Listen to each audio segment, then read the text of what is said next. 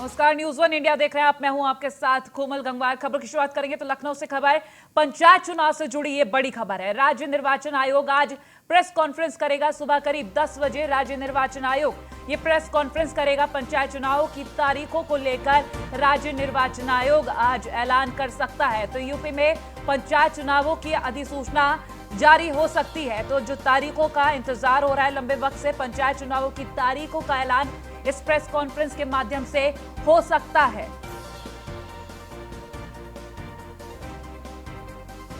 तो पंचायत चुनाव को लेकर यह बड़ी खबर आप तक पहुंचा रहे हैं। राज्य निर्वाचन आयोग की तरफ से यह प्रेस कॉन्फ्रेंस आयोजित की जा रही है। आज इस प्रेस कॉन्फ्रेंस का आयोजन सुबह 10 बजे होगा। और आपको बता दें, चुनावों की अधिसूचना जारी हो सकती है। पंचायत चुनावों की तारीखों का ऐलान भी हो सकता है। आदित्य द्विवेदी हमारे साथ लाइव जुड़ गए हैं, उनसे जानकारी ले लेते हैं। आदित्य, आज ये जो प्रेस कॉन्फ्रेंस होने जा रही है, क्या कुछ खास रहेगा इस दौरान?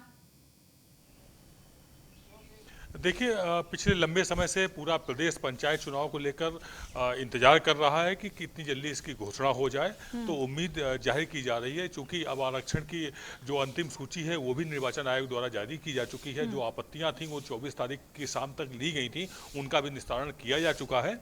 और उसके बाद अब बहुत कुछ बचता नहीं है। अब लोगों का सीधा सीधा इंतजार है कि अधिसूचना जारी हो जाए।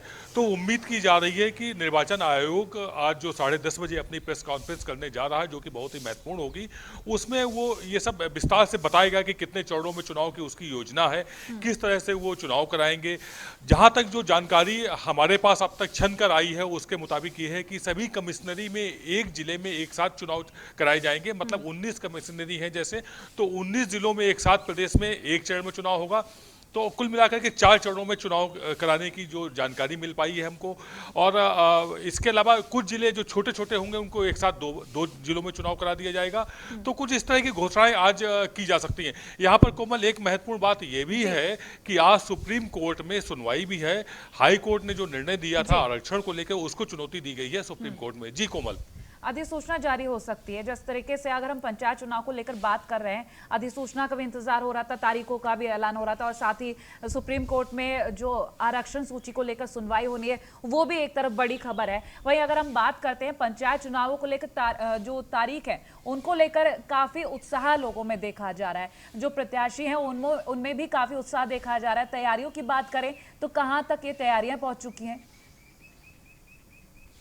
और देखिए, निर्वाचन आयोग की अगर हम बात करें तो तैयारियां पूरी हो चुकी हैं। अगर हम इसी तरह से प्रत्याशियों की बात करें तो वो भी मतलब बेसब्री से इंतजार कर रहे हैं कि जल्दी से चुनाव की तिथि की घोषणा हो, ताकि वो जो लंबे समय से 8 महीने टल गए हैं चुनाव, तो उनका जो इंतजार कर रहे हैं वो भी पूरी तरह से तैयारी के साथ बैठे हुए हैं। अगर हम निर्वाचन आयोग की बात करें तो निर्वाचन आयोग की जो तैयारी है वो 4 चरणों में चुनाव कराने की है।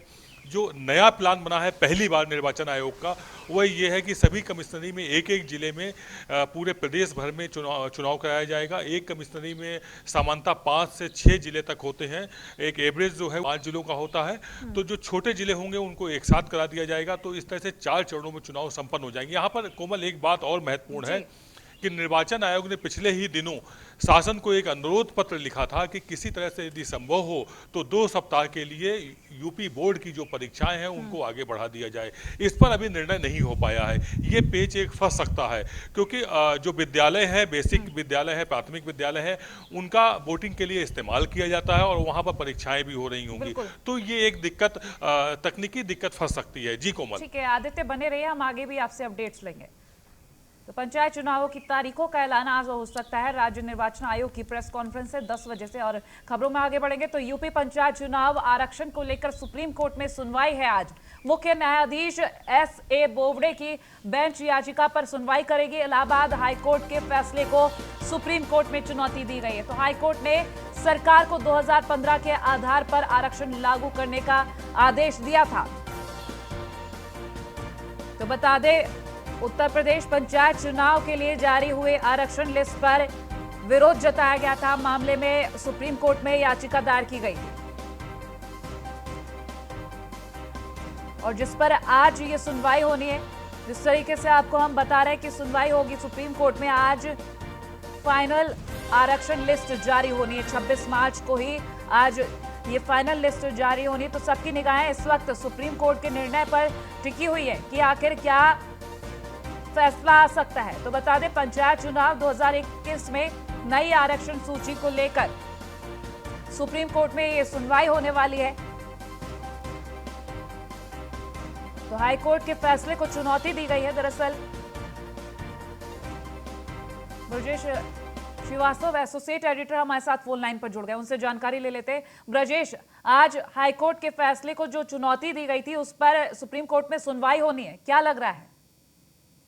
देखिए, सबसे बड़ी बात यह है कि पंचायत चुनाव में जो आरक्षण का मसला है वो लगातार उलझता जा रहा है। सबसे बड़ी बात यह है कि जो सरकार ने जो आरक्षण प्रक्रिया तय की थी उसको हाईकोर्ट ने खारिज कर दिया था। हाईकोर्ट ने खारिज करके पूर्व की आरक्षण प्रक्रिया को जो है अपनाने के लिए कहा था, लेकिन जो पूर्व की आरक्षण प्रक्रिया को चैलेंज किया गया है और अब सुप्रीम कोर्ट में उसको हाईकोर्ट के फैसले को चैलेंज किया गया है, तो उस पर आज अहम सुनवाई है।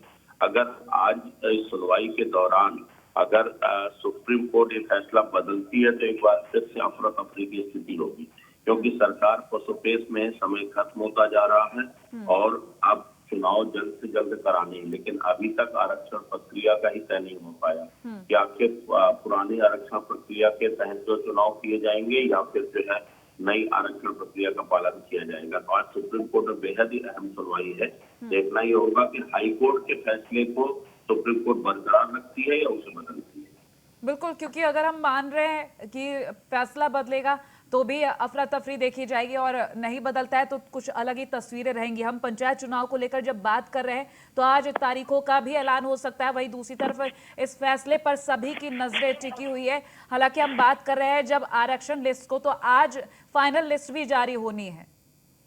ठीक है, फाइनल लिस्ट सरकार अपने तरीके से, जो इलेक्शन कमीशन है वो अपने तरीके से चीजों को कर रहा है, लेकिन पसोपेश की स्थिति ये है कि आखिर आरक्षण प्रक्रिया कौन सी होनी चाहिए, जो नई आरक्षण प्रक्रिया होनी चाहिए या फिर जो इससे पहले अपनाई गई थी उस आरक्षण प्रक्रिया को जो है क्या फॉलो करना होगा। तो अब इसी बात को लेकर पसोपेश में हाईकोर्ट ने सरकार की आरक्षण प्रक्रिया को खारिज कर दिया था। चुनाव आयोग जिस आरक्षण प्रक्रिया के तहत पंचायत चुनाव कराना चाह रहा था उसको जो है हाईकोर्ट ने बदलते हुए कहा था कि पूर्व में जो आरक्षण प्रक्रिया अपनाई गई थी उसी के तहत जो है वही सीटिंग प्लान होगा, वही स्थितियां होंगी। तो उसके मुताबिक तो आरक्षण के क्षेत्र ही बदल गए, जो दावेदार थे वो दावे से बाहर हो गए और जो अपनी उम्मीद छोड़ चुके थे वो एक बार फिर से फाइट में आ गए। तो कहीं न कहीं जो कंट्रोवर्सी है वो बढ़ती जा रही है। ठीक है, अब हाईकोर्ट के फैसले के खिलाफ अपील हुई है सुप्रीम कोर्ट में, उसकी सुनवाई आती है। ठीक है, बहुत शुक्रिया ब्रजेश तमाम जानकारियों के लिए। तो न्यूज़ वन इंडिया की खबर पर मोहर लगी है। यूपी में 26 आईपीएस अफसरों के तबादले किए जा रहे हैं। बता दें, एसएसपी वाराणसी अमित पाठक को गाजियाबाद भेजा गया है। अखिलेश कुमार मीणा और अनिल सिंह वाराणसी भेजे गए। डीआईजी रेलवे पुष्पांजलि को भेजे गए नोएडा। और आपको बता दें, मनोज कुमार और आकाश कुलहरी कानपुर से अपर पुलिस आयुक्त बने हैं। पीयूष मोडिया लखनऊ पुलिस कमिश्नरेट में संयुक्त पुलिस आयुक्त बने। नवीन अरोड़ा आगरा रेंज, रमित शर्मा बरेली रेंज के आईजी बने। एसके भगत वाराणसी रेंज के आईजी बनाए गए। शलभ माथुर रेंज मुरादाबाद के डीआईजी बने। कलानिधि नथानिया अलीगढ़ तैनात किए गए। ज्यादा जानकारी के लिए आदित्य द्विवेदी हमारे साथ लाइव बने हुए लगातार। आदित्य, ये बड़ा फेरबदल एक बार फिर से देखा जा रहा है। ये जो तबादला एक्सप्रेस चली है, किस तरीके का बदलाव हम देख सकते हैं और कैसा प्रोसेस रहेगा? देखिए, न्यूज़ वन इंडिया ने ये बात पहले ही अपने दर्शकों को बता दी थी कि बड़े पैमाने पर आईपीएस अधिकारियों के तबादले होंगे। वो बात बिल्कुल सच साबित हुई है। कल देर रात शासन ने, गृह मंत्रालय ने एक सूची जारी की हुई जिसमें 26 आईपीएस अधिकारियों को तबादले किए गए, जिसमें से 13 आईपीएस कह सकते हैं कि जूनियर हैं और 13 सीनियर आईपीएस में, जिसमें शलभ माथुर जैसे सीनियर आईएएस भी शामिल हैं। जहाँ शलभ माथुर को मुख्यालय से हटा करके मुरादाबाद तैनात किया गया डीआईजी की पोस्ट पर, वहीं पर इटावा के आकाश तोमर की बात करें तो उनको उन जैसे छोटे जिलों को भी इधर से उधर आईपीएस किए गए हैं। ये संख्या अगर देखी जाए तो इसमें 13 मतलब छोटे जिलों के आईपीएस अधिकारी हैं, जबकि 13 जो है बड़े जिलों के अधिकारी, जिसमें कलानिधि जैसे लोग भी शामिल हैं। तो ये शासन की एक सूची आने वाली थी, इसकी जानकारी पहले से न्यूज़ 1 इंडिया को थी। और शासन की जो मंशा है उसमें कहीं ना कहीं चूंकि चुनाव अब होने वाले हैं, उन चुनाव में शांति बनी रहे, कहीं पर किसी तरह से माहौल बिगड़े नहीं। त्यौहार भी है और सबेरात भी है, होली भी है, तो इनको देखते हुए एक चौकसी के तहत ये एक कदम बढ़ाया गया है। उम्मीद है शासन को शायद इसमें जो है उसका जो प्रयास है वो सफल साबित होगा। जी कोमल। चलिए आदित्य, बहुत शुक्रिया तमाम जानकारियों के लिए। और झांसी से खबर, कोचिंग छात्रों के बीच मारपीट हुई, जमकर दोनों तरफ से लात घूसे चले हैं। पुलिस के पहुंचने से पहले सभी फरार। नवाबाद थाना क्षेत्र अंतर्गत इलाहाबाद बैंक चौराहे का ये मामला बताया जा रहा है। तस्वीरें आपको दिखा रहे हैं। तो कोचिंग के छात्र हैं ये, जमकर इनके बीच मारपीट हुई है, जमकर लात घूसे चले हैं। ये देखिए तस्वीरें इस वक्त आपकी स्क्रीन पर हम दिखा रहे हैं।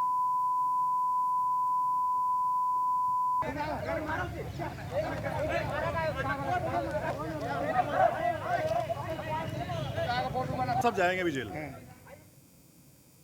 गोंडा से खबर, प्रधान और पूर्व प्रधान के समर्थकों के बीच फायरिंग हुई है। बता दें, प्रचार के दौरान आमने सामने आए दोनों प्रधान के समर्थक, मौजूदा प्रधान पर पूर्व प्रधान की गाड़ी तोड़ने का आरोप लगा है। वहीं घटना के बाद गांव में कई थानों की फोर्स लगाई गई है और फायरिंग के दौरान 2 घायलों को भी अस्पताल में भर्ती कराया गया है। तरबगंज के घांचा बीकापुर का ये मामला बताया जा रहा है। तो चुनावी रंजिश को लेकर ये फायरिंग हुई। लोग गए थे रोकने के लिए कि झगड़ा न कीजिए, और उस झगड़े में चुनाव प्रचार चल रहा है इस समय। और उस चुनाव प्रचार में उन लोगों ने हम लोगों को रोकने के बजाय हम लोगों को गोली मारना शुरू कर दी। 50 फायर किया उन्होंने और हम लोग उसमें घायल हो गए। 4 लोग घायल हुए, 2 लोग आए हैं, 2 लोग नहीं आ पाए। थाने पर गए थे, वहाँ FIR लिखने से इनकार कर दिए। कहे तुम लोगों को चोट नहीं लगी है, हम पता करेंगे, उसके बाद फिर FIR दर्ज। हमको एक बोलेरो गाड़ी सारी से भरी हुई मिली, जिसका हम वीडियो बनाने लगे। इसको देखते हुए विरोधी विपक्षी पार्टियों ने ताबड़तोड़ फायरिंग शुरू कर दी। लगभग 50 राउंड फायरिंग की, जिसमें से 2-3 गोलियों के छर्रे हमको और हमारे छोटे पापा को लग गए, सीने पे, हाथ पे, कान पे। हमको एक बोलेरो आज जिला अस्पताल में इमरजेंसी में तरबगंज थाना क्षेत्र से 2 लोगों को लाया गया, जिन पे संभवतः गोली लगने की निशान है। इन लोगों को, दोनों लोगों को चोटें आई हैं सामने, सीने पर, हाथ पर और कान के पीछे दोनों लोगों के चोट हैं, जिनका प्राथमिक उपचार यहाँ जिला अस्पताल गोंडा में किया जा रहा है और आगे इनका जैसा भी इलाज हो तो भर्ती किया। आज